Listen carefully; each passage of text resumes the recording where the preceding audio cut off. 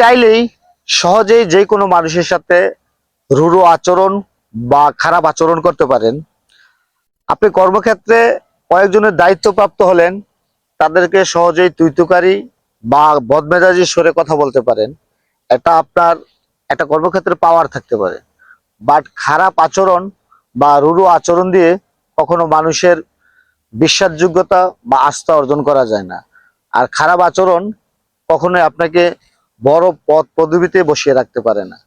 আর basically আমি যেটা মনে করি, একটা মানুষ যখন স্টেপ বাই স্টেপ তার কর্মক্ষেত্রে নিজেকে গ্রো করে, তখন সে কখনোই মানুষের সাথে খারাপ আচরণ বা রূঢ় আচরণ করতে পারে না। আর যখনই কর্মক্ষেত্রে দুই একটা স্টেপ গ্যাপ করে সে একটা নির্দিষ্ট জায়গায় চলে যায়, তখন সে হিতাহিত জ্ঞান শূন্য হয়ে যায়। কারণ সে কর্মক্ষেত্রের প্রত্যেকটা ধাপ কিভাবে সামলাতে হয়, প্রত্যেকটা ধাপ কিভাবে পাড়ি দিতে হয়, এই বিষয়গুলো তার জানা থাকে না।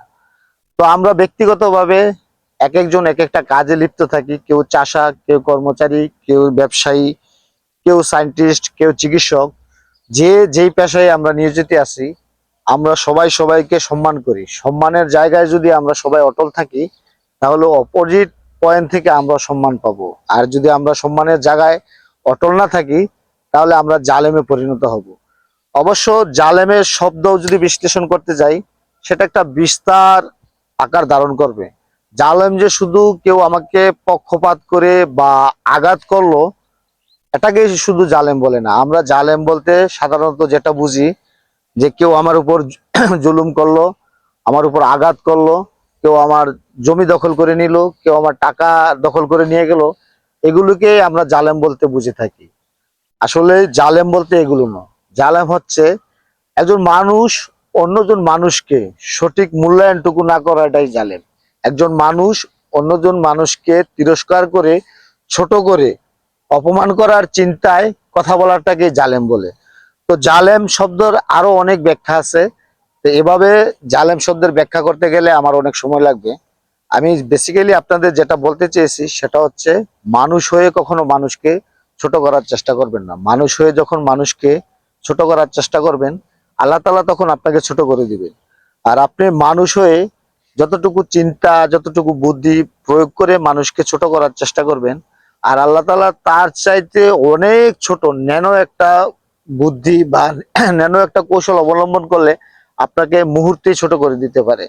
এই পৃথিবীতে বললে ভুল হবে, এই দেশেই আমরা দেখেছি অনেক ক্ষমতাধর মানুষ সামান্য ছোট্ট একটা কথার কারণে তার ক্ষমতার ধস নেমেছে।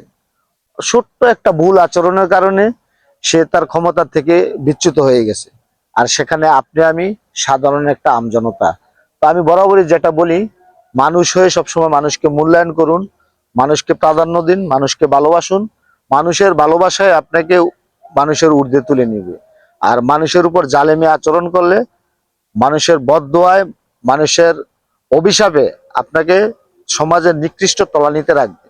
তো আপনি নিজেকেই নিজে প্রশ্ন করুন, আপনি কি মানুষের ঊর্ধ্বে সবার ভালোবাসায় থাকতে চান, না অভিশাপে থাকতে চান? যদি অভিশাপে থাকতে চান, তাহলে যার তার সাথে রূঢ় আচরণ করুন, যার তার সাথে খারাপ আচরণ করুন, যা ইচ্ছে তাই বলুন। আর যদি ভালোবাসা নিয়ে বাঁচতে চান, তাহলে মানবতার ফেরিওয়ালা হন, মানুষকে আপন করে নিন, মানুষকে সৎ পরামর্শ দিন, মানুষের সাথে সুন্দর সুন্দর আচরণ করুন।